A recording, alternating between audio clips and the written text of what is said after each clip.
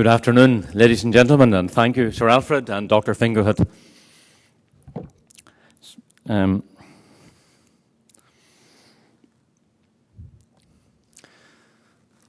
Yeah, I feel a bit like a pastor in church being asked to give the epilogue after a party. And usually when people start to talk about ethics, it's a very fashionable topic. But some of the talks I've heard on ethics have been from very unethical people. And so I want to say a few words at the beginning about why this ethical dimension to many aspects of our surgical practice has become critical, and also to work out why it is that in a pluralistic society that we can agree on anything at all. Most people's ethics derive from their background, from their upbringing, from what their parents and mentors taught them when they were very young. And now we come into a pluralistic society where all of us have come from different countries and cultures and wonder how we can ever agree on anything. And the problem is that when you start to read it, including the famous American College of Surgeons textbook for surgical residents learning about the ethics of surgery, they'll often say there's no right or wrong answer. But the whole problem is that ethics is supposed to teach you about what's right and wrong. That's what it's about. And by definition, it can't be a private personal feeling, just like taste in art or food or some kind of personal idea. By very definition, ethics is telling the other guy what he's meant to be doing. And that's not a very fashionable stance to take. So I'm going to start by assuming that right and wrong are completely fundamental concepts. And yes, there is very broad agreement that crosses and transcends all the major religious and cultural and ethnic backgrounds that all of us come from about what constitutes right or wrong. And I know there's room for nuance and for development within given traditions. But I'm going to assume that as the baseline for the few remarks I'm going to make that are non-overlapping with previous presentations. And I realize that this is a profoundly gross oversimplification from 4,000 years of human philosophy, but that's all you got to do when you've got 10 minutes. Where do we get our ethics from? We can disagree all day about the origin. And when I began to read for this talk, I realized as I read ethics and philosophy books, there are many, many different theories about the origin of it. And we can completely agree to disagree about where they came from. But I bet you that every single one of you in this room will be very quick to recognize when an injustice has been done to you personally. You can argue about where it came from, but you recognize it when you see it. And instead of trying to spend the rest of my few minutes giving you the background of this, all I would say is that the most profound and trenchant and clear analysis of this basic doctrine of the fundamental attitude to origin of ethics came in this little book published about 60 years ago by an obscure Oxford professor who actually came from Ireland called C.S. Lewis, in a book called The Abolition of Man. And it's only about 60 pages long. You could read it in an evening, but it's a transforming experience in mental clarity. And basically it promulgates this doctrine of so-called objective value. And if you take that away, then only what is left, the only thing that's left is the impulse of the moment, whatever impulse we're subject to, and that it could be determined from our background and upbringing and what we ate for dinner last night.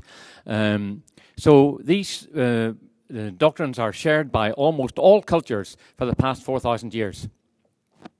So in the concepts of reviewing articles and improving the status of our scientific publications in the field of medicine and surgery, there's nothing unique about the ethics of peer review.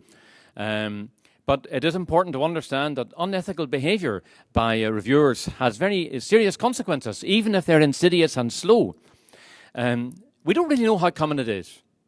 There are some high-profile cases, one of which I'll tell you about in a second. But I mean, they're like airplane crashes. They're very highly publicized, and they prompt a review of the whole system and a bit of an overview. But nobody really knows how common it is.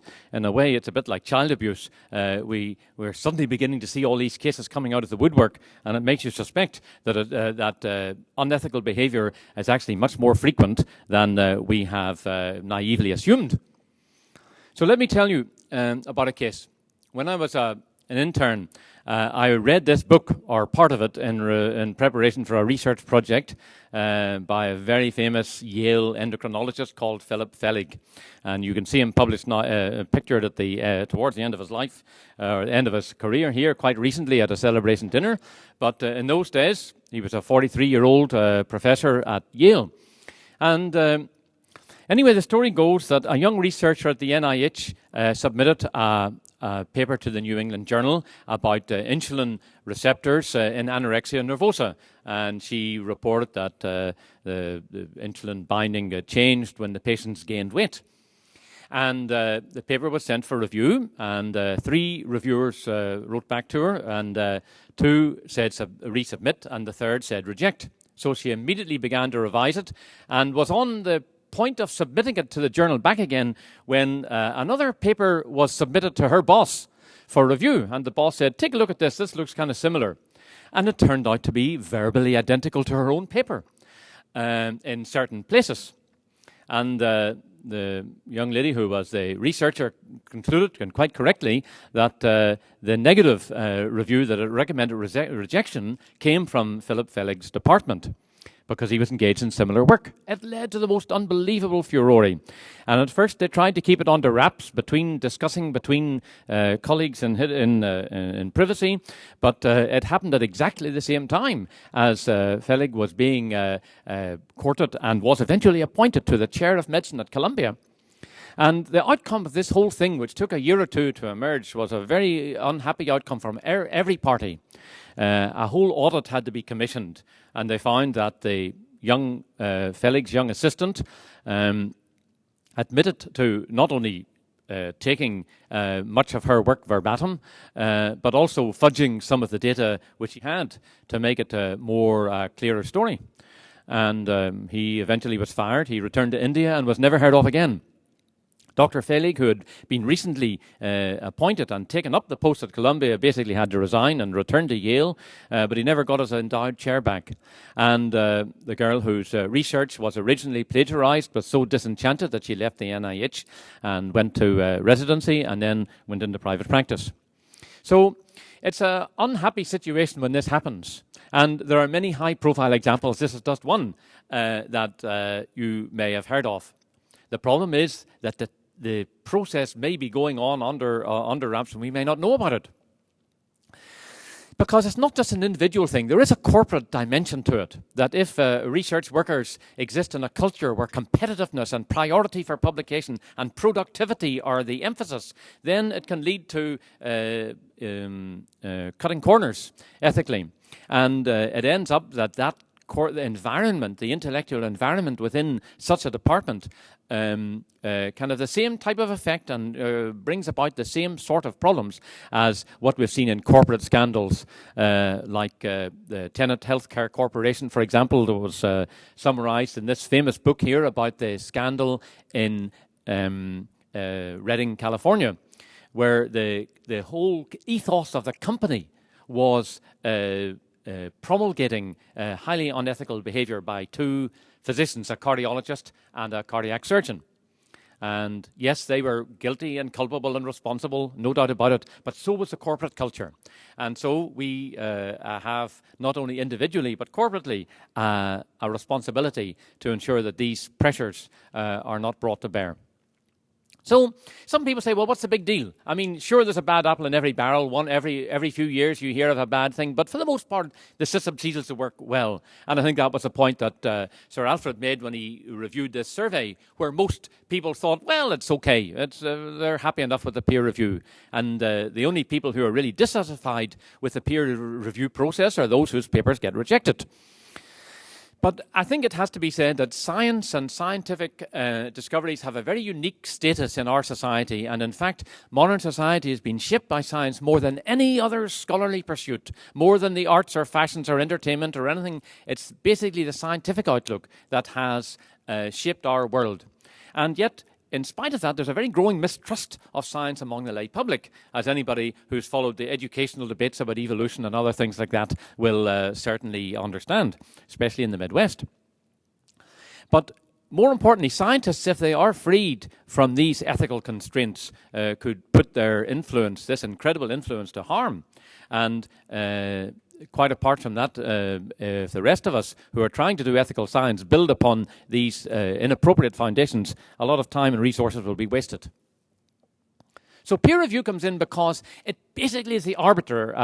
If I can just quickly summarize this without repeating what everybody else has said, it's rather like the jury in a court case. I mean, that's why we talk about trial by our peers.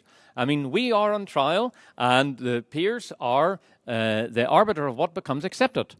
And your role as peer reviewers is to assess the merits of the case. Of course, it's open to abuse. And occasionally, the fact that it's so conservative will mean that people are very unwilling to consider the possibility of something that is new or controversial. And there are certain politically hot topics that just cannot find a voice. If you try to publish a paper on the relationship between therapeutic abortion and breast cancer, no matter how convincing the data is, it will be impossible to get it published. It's just such a political hot potato. It can't be discussed. And the problem is it takes a lot of time. It's anonymous, so you can't put it in your CV. It's unpaid and it's unrewarded. But the reason you do it is because that's what you hope people will do to your papers when you submit them. So the major ethical pitfalls are basically listed here. Conflict of interest. Incompetence. I mean, if you take on the review of a topic that you don't really understand or know, that is a problem. If you're late, which is probably by far and away the commonest ethical problem that we'll come across. And sometimes people, doctors, have actually just refused to review at all and say they've no time for it. But in fact, we all have a responsibility to our colleagues, and you could argue that that would be an unethical stance to take nothing, to refuse to do any at all. The major points I wanted to make about the conflict of interest is because it's impossible to avoid it completely. If you're good enough and smart enough and knowledgeable enough to review a paper, you are close enough to it to be potentially influenced by it. But your influence could be wrongly used to influence the acceptance or the recognition for priority for work, or you could, as in the Philip Felix case, damage the career of a genuinely worthy scientist in the hope of advancing your own or that of your co-workers. It can also alter the chance of getting funded, and it can lead to the acceptance of bad science if it's not done right.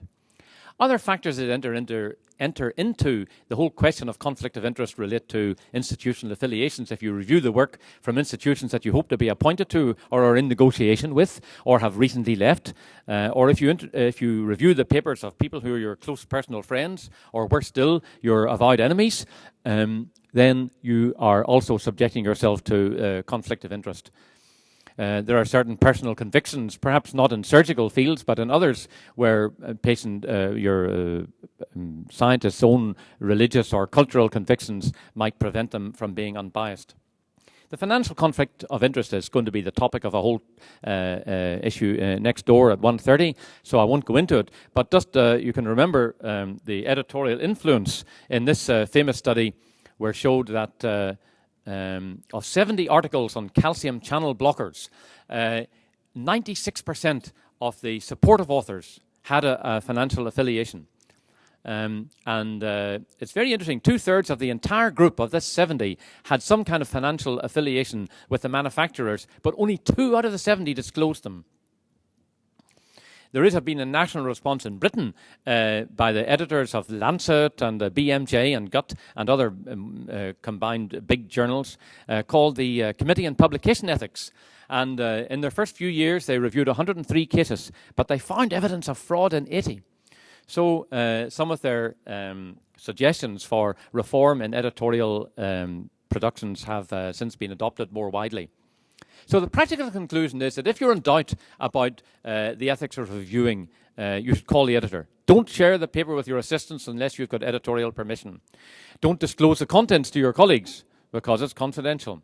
And if you feel for any reason that reviewing the paper makes you uncomfortable, you should not review it. And you should not contact the authors directly.